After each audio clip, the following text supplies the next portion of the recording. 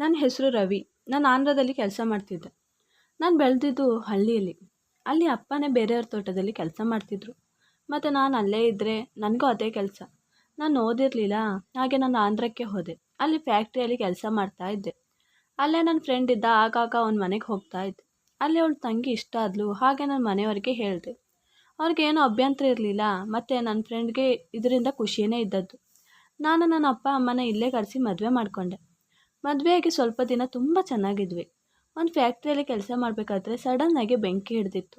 ಅದರಲ್ಲಿ ನನ್ನ ಫ್ರೆಂಡ್ ಅಲ್ಲೇ ಸತ್ತೋದ. ಮತ್ತು ನನಗೆ ಸ್ವಲ್ಪ ಮೈಕೈ ಸುಟ್ಟೋಗಿತ್ತು. ಮತ್ತು ಒಂದು ಕಾಲಿಗೆ ಅಲ್ಲಿಯೇ ಮಿಷಿನ್ ಬಿದ್ದು ಫ್ರ್ಯಾಕ್ಚರ್ ಆಗಿತ್ತು. ಇದರಿಂದ ಆಸ್ಪತ್ರೆಯಲ್ಲಿ ಸ್ವಲ್ಪ ದಿನ ಇದ್ವಿ. ಮತ್ತು ನನ್ನ ಫ್ರೆಂಡ್ ಸತ್ತೋದ. ದುಃಖ ತುಂಬ ಇತ್ತು. ಅವ್ರ ಮನೆಯವರೆಲ್ಲ ಅವಳು ಅಪ್ಪನ ಮನೆಗೆ ಹೋದರು.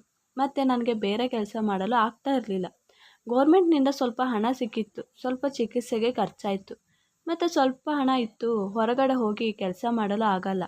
ನನ್ನ ಮನೆಯಿಂದ ಅಪ್ಪ ಅಮ್ಮ ಇಲ್ಲಿಗೆ ಬಂದುಬಿಡು ಅಂತ ಕರೆದ್ರು. ಆದರೆ ನಾನು ಹೋಗಲಿಲ್ಲ. ಅವ್ರು ಅಂದ್ಕೊಂಡ್ರೆ ಈಗ ಕಷ್ಟ, ಮತ್ತು ಅವನಿಗೆ ಕೆಲಸ ಮಾಡಲು ಆಗಲ್ಲ ಅಂತ ಇಲ್ಲಿಗೆ ಬಂದಿದ್ದಾನೆ ಅಂತ. ಹಾಗೆ ನಾನು ಬರಲ್ಲ ಅಂತ ಹೇಳಿದೆ. ಆದರೆ ನನ್ನ ಹೆಂಡತಿ ಬನ್ನಿ ಅಲ್ಲಿಗೆ ಹೋಗೋಣ ಅಂತ ಹೇಳಿದ್ಲು. ಆದರೆ ನಾನು ಕೇಳಲಿಲ್ಲ. ಎಷ್ಟೇ ಕಷ್ಟ ಆಗಲಿ ಇಲ್ಲೇ ಇರೋಣ ಅಂತ ಹೇಳಿದ್ದೆ. ಈ ಹಣ ಜೀವನ ನಡೆಸಲು ಸಾಕಾಗಲ್ಲ ಅಂತ ತುಂಬ ಟೆನ್ಷನಿಂದ ಇದ್ದೆ. ಆಗ ನನ್ನ ಹೆಂಡತಿ ಹೇಳಿದ್ಲು, ನಾನು ರೋಡ್ ಸೈಡಲ್ಲಿ ಇರೋ ರೂಮನ್ನು ಅಂಗಡಿ ಮಾಡೋಣ. ಆಗ ನಾನು ಆಲ್ರೆಡಿ ಇಲ್ಲಿ ದಿನಸಿ ಅಂಗಡಿ ಇದೆಯಲ್ಲ ಅಂತ ಹೇಳಿದೆ. ಆಗ ಇಲ್ಲಿ ಸ್ವೀಟ್ ತಗೊಳ್ಳೋಕ್ಕೆ ತುಂಬ ದೂರ ಹೋಗಬೇಕು. ಆದರೆ ನಾವು ಇಲ್ಲಿ ಸ್ವೀಟ್ ಅಂಗಡಿ ಓಪನ್ ಮಾಡಿದ್ರೆ ಆಗುತ್ತೆ ಅಲ್ವಾ? ನಿಮಗೂ ಅಲ್ಲಿ ಕೂತ್ಕೊಂಡು ಟೈಮ್ ಪಾಸ್ ಆಗುತ್ತೆ. ಮತ್ತು ಸ್ವೀಟ್ ನಾನು ಮಾಡ್ತೀನಿ ಅಂತ ಹೇಳಿದ್ಲು. ನಾನು ಆಯಿತು ಅಂತ ಅಂಗಡಿ ಸಿದ್ಧತೆ ಮಾಡಿದೆ. ಮತ್ತು ಸ್ವೀಟ್ ಮಾಡೋದಕ್ಕೆ ಏನೆಲ್ಲ ಐಟಮ್ ಬೇಕೋ ಅದೆಲ್ಲ ನನ್ನ ಫ್ರೆಂಡ್ ಕೈಯಿಂದ ತರಿಸ್ದೆ. ಅವ್ನು ತಂದು ಕೊಟ್ಟ ಸ್ವೀಟ್ ತುಂಬ ಟೇಸ್ಟಾಗಿತ್ತು. ಆದರೆ ಬೆಳಗ್ಗೆಯಿಂದ ಸಂಜೆ ತನಕ ಒಬ್ಬರು ಬರ್ತಾಯಿದ್ರು. ಅಂಗಡಿಗೆ ನಾನು ಕೂತಿದ್ದೆ. ಒಂದು ವಾರದ ತನಕ ಹಾಗೆ ಆಗಿತ್ತು. ಉಳಿದ ಸ್ವೀಟ್ ಜಾಸ್ತಿ ಮಡಗಲು ಆಗಲ್ಲ ಅಂತ ಅಕ್ಕಪಕ್ಕದ ಮನೆಗೆ ಫ್ರೀಯಾಗಿ ಕೊಟ್ಬಿಡ್ತಿದ್ವಿ. ಹೀಗೆ ಆದರೆ ನನ್ನ ಹತ್ರ ಇರೋ ಬರೋ ದುಡ್ಡು ಖಾಲಿಯಾಗುತ್ತೆ. ಇನ್ನು ಮುಂದೆ ಏನು ಅಂತ ಯೋಚನೆಯಲ್ಲಿ ಮುಳುಗಿದ್ದೆ. ಆಗ ನನ್ನ ಹೆಂಡತಿ ನಾಳೆಯಿಂದ ನಾನು ಅಂಗಡಿಯಲ್ಲಿ ಕೂತ್ಕೋತೀನಿ ಅಂತ ಹೇಳಿದ್ಲು. ನಾನು ಬೇಡ, ನೀನು ಅಂಗಡಿಯಲ್ಲಿ ಕೂತ್ಕೋಬೇಡ, ನನಗೆ ಅವಳನ್ನು ಕೂರಿಸಲು ಇಷ್ಟ ಇರಲಿಲ್ಲ. ಹಾಗೆ ಇದ್ವಿ. ಮಾರನೇ ದಿನ ನನ್ನ ಹೆಂಡತಿ ಫ್ರೆಂಡ್ ಬಂದಿದ್ಲು. ಹಾಗೆ ಮಾತಾಡಿಸಿ ಹೋಗೋಣ ಅಂತ. ಆಗ ನನ್ನ ಹೆಂಡತಿ ನಮ್ಮ ಮನೆ ಕಷ್ಟ ಎಲ್ಲ ಹೇಳ್ಕೊತಿದ್ಲು. ಆದರೆ ನನಗೆ ಇದು ಇಷ್ಟ ಆಗ್ತಾ ಇರಲಿಲ್ಲ. ನನ್ನ ಮನಸ್ಸಲ್ಲಿ ಅವ್ರು ಅಂದ್ಕೊಂಡ್ರೆ ಅವಳು ಮದುವೆಗೆ ಇಷ್ಟು ಕಷ್ಟದಲ್ಲಿದ್ದಾಳೆ ಅಂತ. ಆದರೆ ನಾನು ಸುಮ್ಮನೆ ಇರ್ತಿದ್ದೆ, ಏನು ಮಾಡೋದು ಅಂತ. ಅವಳು ಇದು ಹೇಳಿದ್ಲು, ನಾನು ಅಂಗಡಿಯಲ್ಲಿ ಕೂತ್ಕೋತೀನಿ ನೋಡ್ತೀನಿ ಅಂತ ಹೇಳಿದ್ರೆ ಅವ್ರು ಒಪ್ಕೋತಿಲ್ಲ ಅಂತ. ಆಗ ಅವಳ ಫ್ರೆಂಡ್ ನನ್ನ ಮನವೊಲಿಸಲು ಬಂದಳು. ಮತ್ತು ಹೇಳಿದ್ರು, ಇದರಿಂದ ಸ್ವಲ್ಪ ಹಣ ಆದರೆ ಆಗಲಿ ಅಂತ. ಹಾಗೆ ಅವಳ ಆಸೆ ಅಂತ ಆಯಿತು ಅಂತ ಒಪ್ಕೊಂಡೆ. ಮಾರನೇ ದಿನ ಬೆಳಗ್ಗೆ ಎದ್ದು ಸ್ವೀಟ್ ಎಲ್ಲ ರೆಡಿ ಮಾಡಿ, ನಾನು ಬರ್ತೀನಿ ಈಗ ಸ್ವಲ್ಪ ಅಕ್ಕಪಕ್ಕದ ಮನೆಗೆ ಹೋಗಿ ಅಂತ ಹೇಳಿದ್ಲು. ನಾನು ಯಾಕೆ ಅಂದೆ. ಆಗ ಇಲ್ಲಿ ಎಲ್ಲರಿಗೂ ಸ್ವಲ್ಪ ಗೊತ್ತಾಗ್ಲಿಲ್ವಲ್ಲ ನಾನು ಮನೆ ಸ್ವೀಟ್ ಮಾಡೋದು ಮಾತ್ರ ಅಂತ. ಸ್ವಲ್ಪ ಪಬ್ಲಿಕ್ ಆದರೆ ಸ್ವಲ್ಪ ಜನ ಬಂದು ತಗೋತಾರಂತೆ ಹೇಳಿದ್ಲು. ಹಾಗೆ ಹೋಗಿ ಬಂದ್ಲು. ಮತ್ತು ಮನೆ ಕೆಲಸ ಎಲ್ಲ ಮುಗಿಸಿ ಹೋಗಿ ಕೂತ್ಕೊಂಡ್ಲು. ಅಂಗಡಿಯಲ್ಲಿ ನಾನು ಅಲ್ಲೇ ಕೂತಿದ್ದೆ. ಮಧ್ಯಾಹ್ನ ಊಟ ಮಾಡಿ ಮಾತ್ರ ಕುಡಿಯೋದ್ರಿಂದ ನಿದ್ದೆ ಬರ್ತಾ ಇರುತ್ತೆ. ಹಾಗೆ ನೀನು ಕೂತಿರು, ನಾನು ಹೋಗಿ ಸ್ವಲ್ಪ ಮಲಗಿ ಬರ್ತೀನಿ ಅಂತ ಹೇಳಿ ಹೋಗಿ ಮಲ್ಕೊಂಡೆ. ಮಲಗಿದ್ದೆ ಗೊತ್ತಾಯಿತು. ಯಾವಾಗ 5 ಗಂಟೆ ಆಗಿದ್ದು ಗೊತ್ತೇ ಆಗಲಿಲ್ಲ. ಹಾಗೆ ಮೆಲ್ಲಗೆ ಹೋದೆ. ಮತ್ತು ನನ್ನ ಹೆಂಡತಿ ಎಲ್ಲ ಕ್ಲೀನ್ ಮಾಡ್ತಾ ಇದ್ಲು. ನಾನು ಏನು ಕ್ಲೀನ್ ಮಾಡ್ತಾ ಇದೀಯಾ, ಜನ ಬಂದ್ರಾ ತಗೊಂಡ್ರಾ ಅಂತ ಕೇಳಿದೆ. ಆಗ ಹ್ಞೂ ಜನ ಬಂದರು, ಎಲ್ಲ ಸ್ವೀಟ್ ಖಾಲಿ ಆಯಿತು ಅಂತ ಹೇಳಿದ್ರು. ಆಗ ಅವಳು ಎಲ್ಲೋ ಜೋಕ್ ಮಾಡ್ತಾ ಇದ್ದಾಳೆ ಅಂದ್ಕೊಂಡೆ. ಅದು ಸ್ವೀಟ್ ಮಾರಿದ ಎಲ್ಲ ದುಡ್ಡು ತಂದು ಕೊಟ್ಟಳು ನನ್ನ ಕೈಗೆ. ಶಾಕ್ ಆಯಿತು. ಹೇಗೆ? ನಾನು ಕೂತಿದ್ದಾಗ ಒಬ್ಬರು ಬರ್ತಾ ಇರಲಿಲ್ಲ, ಆದರೆ ಇವಳು ಕೂತಿದ್ದೆ ಹೇಗೆ ಅಂತ ಡೌಟು. ಮತ್ತು ಅವಳೇ ನಾಳೆಗೆ ಸ್ವಲ್ಪ ಸಾಮಾನು ತರಬೇಕು, ಸ್ವಲ್ಪ ಹಣ ಕೊಡಿ ಅಂತ ಈಸ್ಕೊಂಡು ಹೋದ್ಲು. ಮತ್ತು ಅವಳೇ ಎಲ್ಲ ತಂದು ಸ್ವೀಟ್ ಮಾಡ್ತಾ ಇದ್ಲು. ಮಾರನೇ ದಿನವೂ ಹಾಗೆ ಎಲ್ಲ ಸ್ವೀಟ್ ಖಾಲಿ ಆಗ್ತಾ ಇತ್ತು. ಹೆಂಗಸರು ಬರ್ತಾಯಿದ್ರು, ಆದರೆ ಹೆಚ್ಚು ಗಂಡಸರು ಬರ್ತಾ ಇದ್ದದ್ದು. ಹೇಗೆ ಅಂತ ಆಶ್ಚರ್ಯ. ಆದರೆ ಅವಳ ಫ್ರೆಂಡ್ ಮನೆಗೆ ಆವಾಗ ಬರ್ತಾಯಿದ್ಲು. ನನಗೆ ಏನಕ್ಕೆ ಅಂತ ಗೊತ್ತಾಗ್ತಿರ್ಲಿಲ್ಲ. ಆದರೆ ತುಂಬ ಜನ ಬರ್ತಾಯಿದ್ರು ಅಂಗಡಿಗೆ. ಮಧ್ಯಾಹ್ನ ಆಗೋಷ್ಟರಲ್ಲಿ ಖಾಲಿ ಆಗ್ತಾ ಇತ್ತು. ಅವಳ ಫ್ರೆಂಡ್ ಬಂದಿದ್ಲು. ಸೀದಾ ರೂಮ್ಗೆ ಹೋದ್ಲು. ನಾನು ಕುಂಟುತ್ತಾ ಸ್ವಲ್ಪ ನಡೀತಿದ್ದೆ. ಅವರಿಬ್ಬರು ಮಾತಾಡ್ತಿದ್ರು. ಮತ್ತು ಅವಳ ಫ್ರೆಂಡ್ ಬ್ಯಾಗಿನಿಂದ ಏನೋ ಒಂದು ಪ್ಲಾಸ್ಟಿಕ್ ಕವರ್ನಿಂದ ತೆಗೆದು ನನ್ನ ಹೆಂಡತಿ ಕೈಯಲ್ಲಿ ಕೊಡ್ತಾ ಇದ್ಲು. ಆಗ ನಾನು ಇರೋದು ಅವರಿಗೆ ಗೊತ್ತಾಗ್ತಿರ್ಲಿಲ್ಲ. ನಾನು ಸಡನ್ನಾಗಿ ಏನು ಅದು ಅಂತ ಕೇಳಿದೆ. ಅದಕ್ಕೆ ಅದು ಅವಳ ವಸ್ತು, ಹೋಗಬೇಕಾದ್ರೆ ತಗೊಂಡು ಹೋಗ್ತೀನಿ ಅಂತ ಸ್ವಲ್ಪ ಹೊತ್ತು ಮಡಗಿರು ಅಂತ ಕೊಟ್ಟಿದ್ದಾಳೆ. ಅವಳು ಶಾಪಿಂಗ್ಗೆ ಹೋಗಿ ಮತ್ತೆ ಬಂದು ತಗೊಂಡು ಹೋಗ್ತೀನಿ ಅಂತ ಹೇಳಿದ್ಲು. ಹಾಗೆ ನಾನು ಸುಮ್ಮನೆ ಆದೆ. ಆದರೆ ಅದು ಅವಳು ಹೋದ್ಲು. ಆದರೆ ರಾತ್ರಿ ಆದರೂ ಬಂದೇ ಇಲ್ಲ. ಹಾಗೆ ನಾನು ನನ್ನ ಹೆಂಡತಿ ಹತ್ರ ಅವಳು ಸಾಮಾನು ತಗೊಳಕ್ಕೆ ಬಂದೇ ಇಲ್ಲ, ಫೋನ್ ಮಾಡಿ ತಗೊಂಡು ಹೋಗಲಿ ಅಂತ ಹೇಳಿದೆ. ಆಗ ಅವಳು ನಾನಿಲ್ಲ, ಅವಳು ನಾಳೆ ಬರ್ತೀನಿ, ಅದಕ್ಕೆ ಅದನ್ನು ತಗೊಂಡು ಹೋಗೋಕ್ಕೆ ಅಂತ ಹೇಳಿದ್ಲು. ಆಗ ಸುಮ್ಮನೆ ಅದೇ. ಮತ್ತು ಮಾರನೇ ದಿನ ಬಂದೇ ಇಲ್ಲ. ನಾನು ಕೇಳಿದ್ದಕ್ಕೆ ಇವತ್ತು ಅವಳಿಗೆ ಕೆಲಸ ಇದೆ, ನಾಳೆ ಬರ್ತೀನಿ ಅಂತ ಹೇಳಿದ್ದಾಳೆ ಅಂತ ಹೇಳಿದ್ಲು.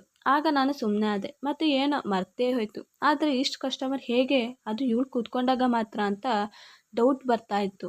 ನನಗೆ ಡೌಟ್. ಹಾಗೆ ಒಂದು ದಿನ ನಾನು ಹೋಗಿ ಆಸ್ಪತ್ರೆಗೆ ತೋರಿಸ್ಕೊ ಬರ್ತೀನಿ ಅಂತ ಹೇಳಿದೆ.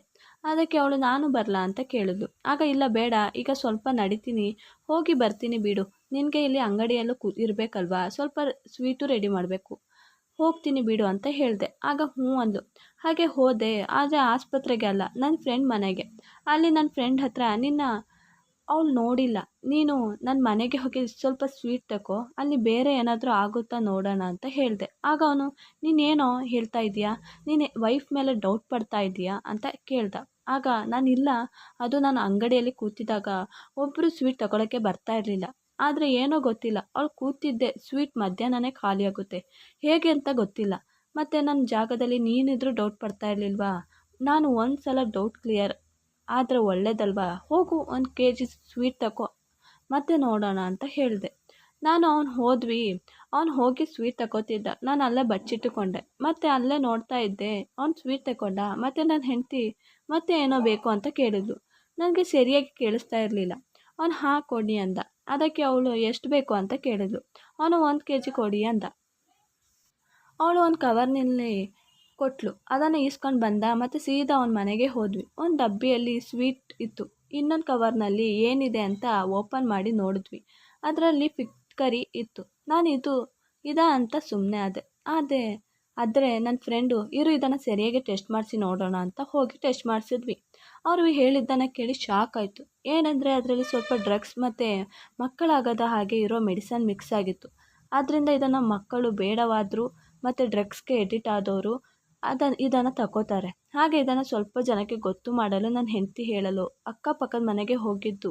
ಆದರೆ ಇದು ಎಲ್ಲೂ ಸಿಗಲ್ಲ, ಇದು ಎಲ್ಲಿಂದ ಅಂತ ಗೊತ್ತೇ ಆಗ್ತಿರ್ಲಿಲ್ಲ.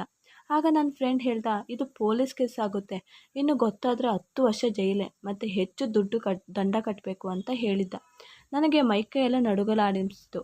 ಹಾಗೆ ಆಗಲೇ ಹೋಗಿ ನನ್ನ ಹೆಂಡತಿಗೆ ಇದನ್ನು ತೋರಿಸಿ ಕೇಳಿದೆ, ಎಲ್ಲಿಂದ, ಯಾಕೆ ಮಾರ್ತಾ ಇದೆಯಾ ಇದನ್ನು ಅಂತ. ಆಗ ಅವಳು ಅಳುತ್ತಾ, ಅದು ಇದು ನನ್ನ ಫ್ರೆಂಡ್ ಬಂದು ತಂದು ಕೊಡ್ತಿದ್ಲು ಮತ್ತು ಅವಳ ಇದರ ಐಡಿಯಾ ಕೊಟ್ಟಿದ್ದು, ಹಾಗೆ ನಾನು ಒಪ್ಕೊಂಡೆ.